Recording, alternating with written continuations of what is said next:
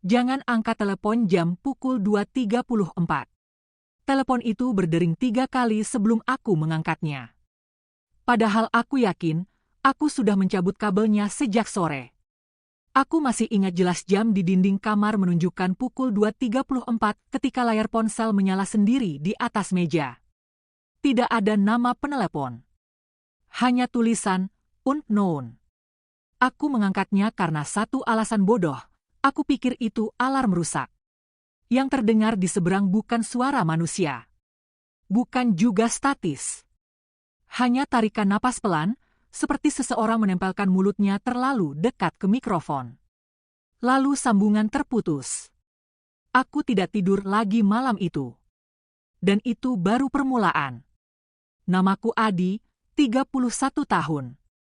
Aku tinggal sendirian di rumah peninggalan orang tuaku di pinggir kota.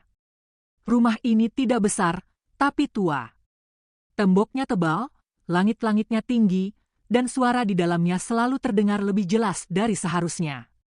Aku bekerja sebagai editor video freelance, sering begadang. Jam 2 pagi bukan hal aneh bagiku. Karena itu, aku tidak langsung berpikir yang aneh-aneh malam itu.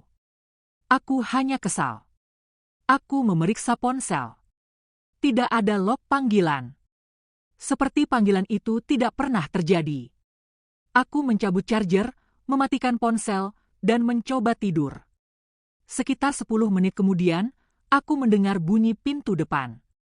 Bukan dibuka, tapi ditekan dari luar, pelan, berulang, seperti seseorang mencoba memastikan pintu itu terkunci. Aku bangun, mengambil senter, dan mengintip lewat jendela. Halaman kosong. Gerbang tertutup. Jalan sepi. Aku mengunci pintu tambahan, lalu kembali ke kamar. Jam dinding sekarang menunjukkan pukul 2.34. Aku yakin aku belum memundurkan waktu. Malam kedua. Aku mulai memperhatikan pola. Setiap malam, tepat jam 2.34, selalu ada sesuatu yang tidak masuk akal terjadi. Malam kedua, aku mendengar langkah kaki di plafon, tepat di atas kamar tidur. Padahal atap rumah ini tidak bisa diinjak, dan aku tinggal sendirian. Langkahnya pelan. Berhenti. Lalu berlanjut. Seperti orang yang tidak ingin ketahuan. Malam ketiga, televisi di ruang tengah menyala sendiri. Bukan saluran. Layar biru kosong. Tapi volumenya naik perlahan, menimbulkan dengung rendah yang membuat telingaku sakit. Jam di layar TV, pukul 2.34. Aku mulai mencatat semuanya. Aku butuh logika. Malam ke-6, kesalahan. Aku melakukan kesalahan pada malam ke-6. Ponselku berdering lagi. Jam 2.34. Nomor tidak dikenal. Kali ini, aku tidak langsung mengangkat. Aku menunggu. Dering berhenti. Lalu muncul pesan suara otomatis. Tanpa kusentuh, pesan itu terputar sendiri. Suara perempuan. Pelan. Serak.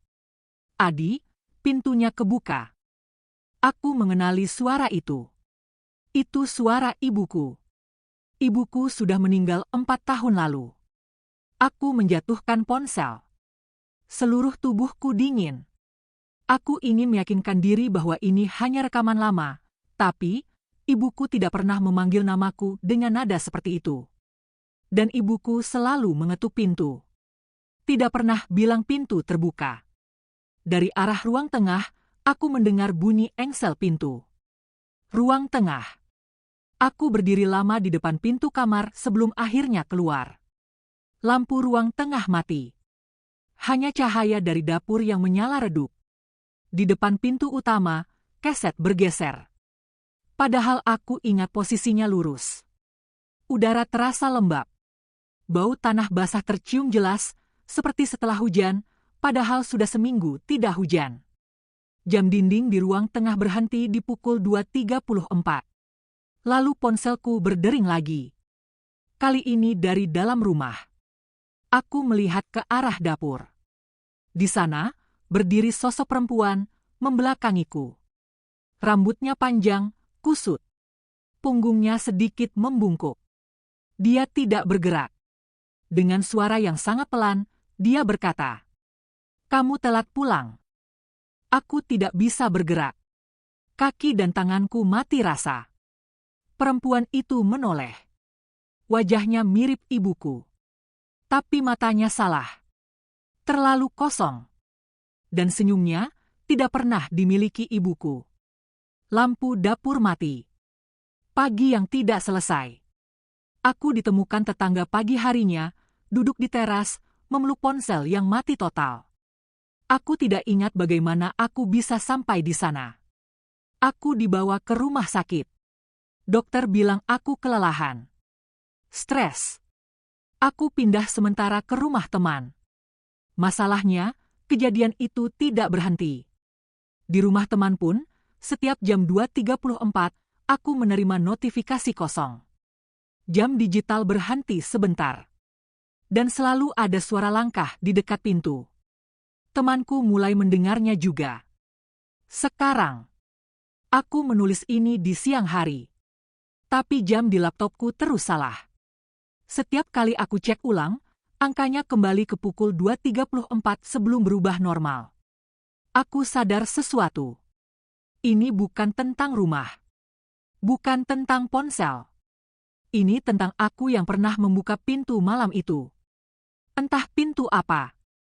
Kalau kamu membaca ini dan jam di sekitarmu menunjukkan pukul 2.34, tolong jangan angkat telepon.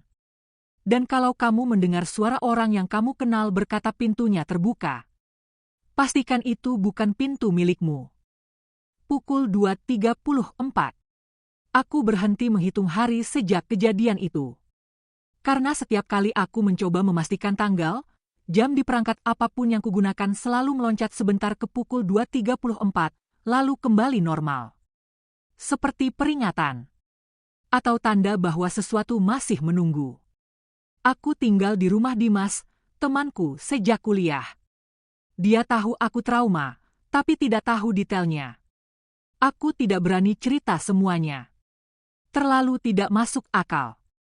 Dan aku takut, kalau aku mengatakannya dengan lantang, sesuatu akan merasa dipanggil. Malam pertama di rumah Dimas relatif tenang. Aku tidur di kamar tamu. Lampu menyala. Pintu terkunci. Aku hampir percaya semuanya akan berhenti. Hampir. Malam ketiga di rumah Dimas. Aku terbangun dengan sensasi aneh, seperti seseorang berdiri sangat dekat dengan wajahku. Nafasku pendek. Dada sesak. Jam digital di meja samping tempat tidur menyala, pukul 2.33. Aku menatap angka itu tanpa berkedip. Pukul 2.34. Lampu kamar mati sendiri. Aku duduk tegak. Dari luar kamar, terdengar suara kursi digeser pelan. Sangat pelan. Seolah orang itu tahu aku terbangun. Aku membuka pintu kamar. Lorong rumah gelap. Tapi dari dapur, ada cahaya kebiruan, cahaya dari layar ponsel. Di meja makan, ponsel Dimas menyala. Layar menghadap ke atas. Tidak ada notifikasi. Hanya jam besar di tengah layar.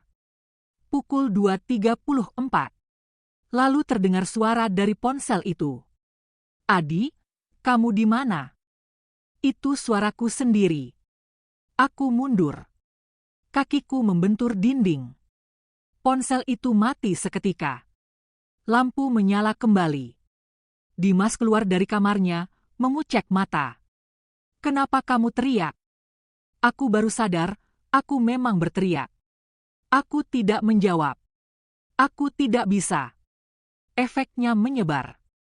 Mulai malam itu, Dimas ikut mendengar hal-hal kecil. Ketukan di pintu belakang. Langkah kaki di lorong. Jam microwave yang reses sendiri ke pukul 2.34. Dia mulai percaya aku tidak berhalusinasi. "Ada apa sebenarnya?" tanyanya suatu malam. Aku akhirnya cerita semuanya. Dari telepon pertama. Dari suara ibuku. Dari sosok di dapur. Dimas diam lama. "Nyokap lo meninggal jam berapa?" Tanyanya pelan. Aku mengingat-ingat. Aku belum pernah memikirkannya. Sekitar jam 2, jawabku. Lewat dikit. Dimas menelan ludah. Jam berapa tepatnya? Aku membuka catatan lama di ponsel, file yang kubuat setelah ibuku meninggal. Jam kematian, pukul 2.34. Rekaman lama. Kami mulai mencari penjelasan logis. Dimas menyarankan membuka laptop lamaku yang kupakai saat ibuku masih hidup. Di folder audio lama, ada satu file bernama draft_ibu waf. Tanggal dibuat, malam ibuku meninggal. Aku tidak ingat pernah merekam apapun. Kami memutarnya. Awalnya hanya suara statis.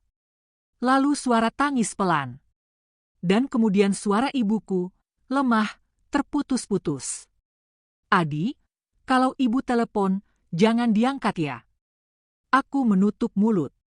Air mata mengalir. Kalau jamnya sudah lewat, jangan bukain pintu. Ada jeda panjang. Lalu suara lain masuk rekaman. Bukan suara ibuku. Pintunya sudah kebuka. Rekaman berhenti. Jam laptop membeku di pukul 2.34. Malam terakhir. Kami tidak tidur malam itu. Menjelang subuh, Dimas bilang sesuatu yang membuatku lebih takut dari semua kejadian sebelumnya. Dari kemarin gue ngerasa aneh, katanya. Setiap jam 2.34, bukan cuma jam yang berhenti. Apalagi, dia menatapku. Bayangan lo, di kaca, kadang telat gerak. Aku tidak mau mengecek. Tapi aku harus. Kami berdiri di depan cermin kamar mandi. Aku mengangkat tangan. Bayanganku terlambat 1 detik mengikutinya. Dan di belakang bayanganku, ada siluet lain berdiri terlalu dekat. Lampu mati. Aku merasakan sesuatu menyentuh bahuku. Suara itu berbisik tepat di telingaku. Sekarang, kamu yang telat pulang. Catatan ini. Aku menulis lanjutan ini karena aku sadar satu hal. Pukul 2.34 bukan waktu terjadinya sesuatu. Itu waktu perpindahan. Ibuku tidak ingin aku membuka pintu. Tapi aku mengangkat telepon itu. Sekarang, setiap malam, aku mendengar napas di dekatku, lebih jelas dari sebelumnya. Kalau tulisan ini tiba-tiba berhenti, dan jam di tempatmu terasa diam sesaat, tolong ingat satu hal. Jangan jawab suara yang memanggil namamu dari arah yang salah.